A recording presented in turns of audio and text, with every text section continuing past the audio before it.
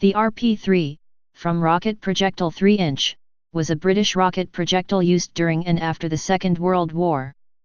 Though primarily an air-to-ground weapon, it saw limited use in other roles.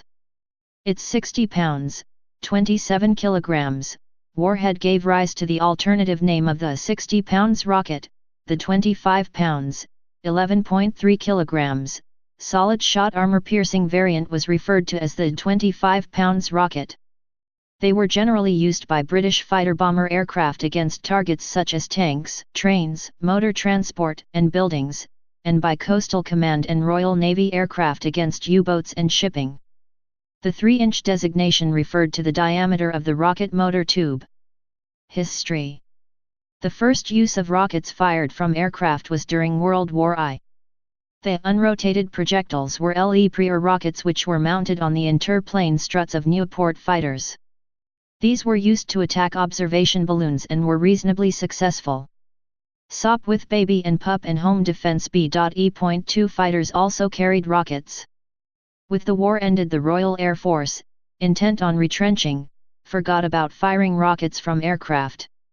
The British Army, however, did see a use for rockets against low-flying aircraft. From late 1940, parts of Britain were defended by increasing numbers of Z batteries 2-inch, 51 mm, rockets supplementing the conventional anti-aircraft guns. When German forces under the command of Rommel intervened in the Western Desert from early 1941, it became clear that the Desert Air Force lacked weapons capable of damaging or destroying the large numbers of armored fighting vehicles, particularly the heavier Panzer III and Panzer IV tanks possessed by the Germans. Consequently, in April 1941, Henry Tizard, the chief scientist, called together a panel to study methods of attacking armored vehicles. The types of weapons investigated included the 40 mm Vickers S gun and related weapons manufactured by the Coventry Ordnance Works, as well as the 40 mm Bofors and the US 37 mm T9 cannon fitted to the Bell P-39 Airacobra. However, it was already recognized that these weapons were only capable of dealing with light tanks and motor transport, and using larger weapons on fighter bombers was ruled out because of weight and difficulties handling recoil. The chairman of the panel, Mr. Ivor Bowen, Assistant Director of Armament Research, turned to the idea of using rocket projectiles as a means of delivering a large warhead capable of destroying or disabling heavy tanks.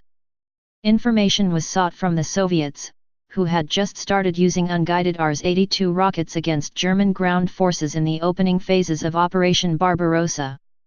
By September 1941, it was decided that two models of unrotated projectiles would be developed. A 23 pounds plastic explosive on a standard 2-inch, 51 mm, a 20 pounds solid armor-piercing head on a 3-inch, 76 mm, When it was realized that the 2-inch version would be less effective than the Vickers S cannon, it was decided to concentrate on development of the 3-inch version, which could be developed from the 2-inch rocket used in the Z batteries. Design. The rocket body was a steel tube 3 inches, 76 mm, in diameter, filled with 11 pounds, 5 kilograms, of cordite propellant, fired electrically. The warhead was screwed into the forward end, and was initially a solid 25 pounds, 11 kilograms, 3.44 inch, 87 mm, armor-piercing shell, which was quickly supplemented by a 6-inch diameter, 152 mm, 60 pounds, 27 kilograms, high explosive head. Another type of head was a 25 pounds, 11 kilograms, mild steel, later concrete, practice head. Once the rocket had been mounted on the rails, an electrical lead, or pigtail, was plugged into the exhaust of the rocket. 4 large tail fins induced enough spin to stabilize the rocket, but as it was unguided, aiming was a matter of judgment and experience. Approach to the target needed to be precise, with no side slip or yaw, which could throw the RP offline. Aircraft speed had to be precise at the moment of launch, and the angle of attack required precision. Trajectory drop was also a problem, especially at longer ranges. On the plus side, the rocket was less complicated and more reliable than a gun firing a shell, and there was no recoil on firing. It was found to be a demoralizing form of attack against ground troops, and the 60 pounds warhead could be devastating.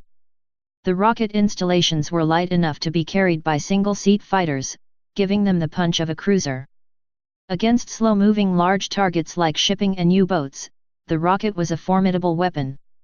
The weight and drag of the all-steel rails initially fitted to British aircraft blunted performance.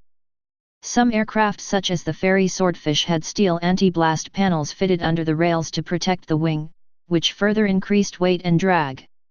Aluminium Mark III rails, introduced from late 1944, reduced the effect. American experience with their own rockets, the USAF's 3.5-inch forward-firing aircraft rocket, FFAR, and the USN's 5-inch FFAR and HVAR, showed that the long rails and anti-blast panels were unnecessary. Zero-length launchers were introduced in May 1945. British aircraft started being fitted with zero-point mounting pylons in the post-war years. The 3-inch rocket motors, less warhead, were used in the bunker buster Disney bomb, 19 of them propelling the 4,500 pounds, 2,000 kilograms, bomb to 990 miles per hour, 1,590 kilometers per hour, at impact with the target. Use in battle. Air-to-ground use. Before the new weapon was released for service, extensive tests were carried out by the Instrument, Armament and Defence Flight, I.A.D.F, at Royal Aircraft Establishment, Farnborough. Hurricanes were fitted with rockets and rails and flown during June and July 1942. Further tests were undertaken from September 28 to November 30 to develop rocket firing tactics.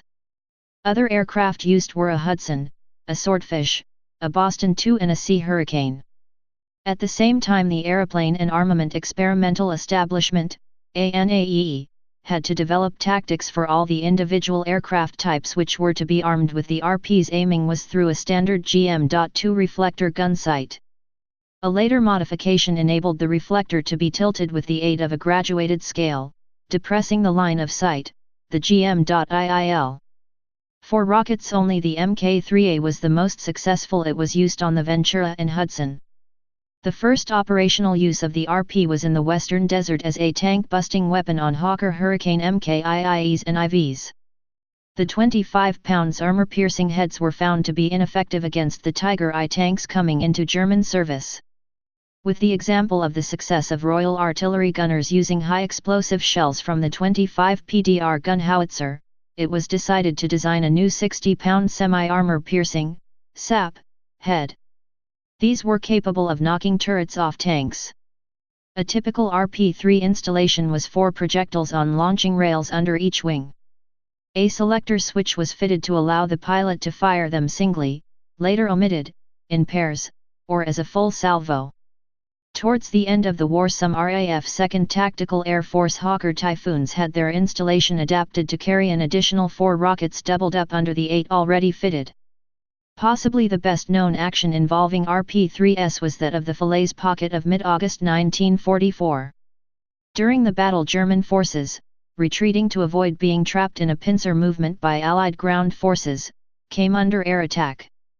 Amongst the waves of light, medium, and fighter bombers attacking the German columns, the Typhoons of 2 TAF attacked with their rockets, claiming hundreds of tanks and mechanized enemy transport.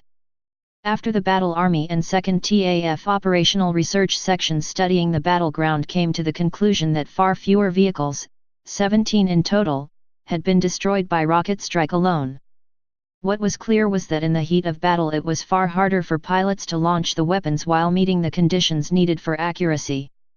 Smoke, dust, and debris in the target areas made accurate assessment of the damage caused almost impossible. But it was also clear rocket attacks devastated the morale of enemy troops. Many vehicles were found abandoned intact, or with only superficial damage. Interrogation of captured prisoners showed that even the prospect of rocket attack was extremely unnerving for them. Anti-submarine. Soon after some encouraging results from the initial deployment, trials of the weapon were conducted against targets representing U-boats. It was discovered that if the rockets were fired at a shallow angle, near misses resulted in the rockets curving upwards in seawater and piercing the targets below the waterline. Soon Coastal Command and the Royal Navy's Fleet Air Arm aircraft were using the rockets extensively. The first U-boat destroyed with the assistance of a rocket attack was U-752, Captain Lieutenant Schroeder, on May 23, 1943, by a swordfish of 819 NAS. The rockets used on this occasion had solid, cast iron heads and were known as rocket spears. One of these punched right through the submarine's pressure hull and rendered it incapable of diving. The U-boat was scuttled by its crew. On May 28, 1943, a 608 Squadron Hudson destroyed a U-boat in the Mediterranean, the first destroyed solely by rocket. These rockets were, among other factors, credited with making it too dangerous for the Germans to continue operating their flak U-boats, which were initially designed with heavy anti-aircraft weaponry to hold off air attacks. From then until the end of the Second World War in Europe, Coastal Command and the Fleet Air Arm used the rockets as one of their primary weapons, alongside torpedoes, which, to a certain extent they replaced, against shipping and surfaced U-boats. Ground-to-ground use.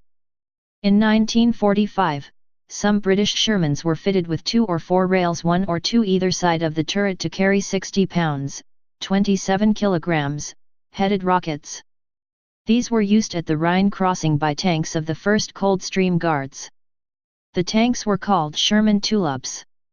The tanks fitted included both conventional Shermans and the more heavily armed Sherman Fireflies. The modifications were first tried out by 2 officers of the 1st Armored Battalion, Coldstream Guards, 5th Guards Armored Brigade, who obtained rockets and launching rails from an RAF base and carried out the first test firings on March 17, 1945. They were inspired after hearing the idea had been earlier tried, but abandoned, by a Canadian unit, the 12th Manitoba Dragoons, who had fitted RP-3 rails to a Staghound armored car. Within a week all the tanks of No. 2 Squadron had been fitted with launch rails. Some tanks had 2 launching rails, others had 4. The rails were at fixed elevations and the rockets had fixed ranges, either 400 or 800 yards, 370 or 730 m. The rockets were highly inaccurate when fired from a tank, as they were being fired from a stationary point and had little slipstream over the fins. Despite this, the RP-3 was valued by tank crews for the destructive effect of its 60-pound warhead. In combat, they were used too for short-range, saturation bombardment of an area and were effective as an immediate counter to German ambushes. Specification: length, 55 in, 1.4 meters. Propelling charge, 11 pounds, 5 kilograms, cordite, electrically ignited.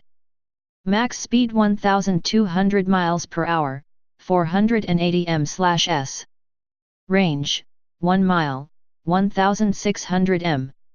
Weight, 47 pounds, 21 kilograms, with 25 pounds, 11 kilograms, AP head. Variants. Names referred to complete weight of the warhead fitted to the rocket body. 60 pounds shell, He/SAP semi-armor piercing with 12 pounds, 5.4 kilograms, TNT filling. 60 pounds shell, He/GP, hollow charge. 18 pounds shell, He, 8 kilograms. 25 pounds shot, AP, 11 kilograms. 25 pounds head, solid, A/S anti-submarine use, 11 kilograms. 60 pounds shell, practice training only, 27 kilograms. 12 pounds head, practice training only, 5 kilograms. Aircraft using the RP-3 in the Second World War. These are aircraft that used the RP-3 operationally. A number of aircraft types were fitted with RP-3s on an experimental basis. RAF and Commonwealth Air Forces. Boeing Fortress Mk2 and IIA, Coastal Command. Bristol Beaufighter Mk6, Vic, X-20, Coastal Command, Southeast Asia Command and Royal Australian Air Force, Pacific Theatre. Consolidated Liberator BMK3, 6, Coastal Command. De Havilland Mosquito FB-Mk6, Coastal Command, SEAC, and RAF, Pacific Theatre. Hawker Hurricane MKIIE and 4, DAF, 2 TAF, SEAC. Hawker Typhoon MKIB, 2 TAF. Republic Thunderbolt, USAF used their M8 for this role instead, 6/aircraft. Vickers Wellington GR Mk14, Coastal Command. Royal Navy Fleet Air Arm. Ferry Firefly Mk. I. Ferry Swordfish Mk2, 3. Grumman Tarpon/Avenger Mk. I, 2, 3. Post WW2.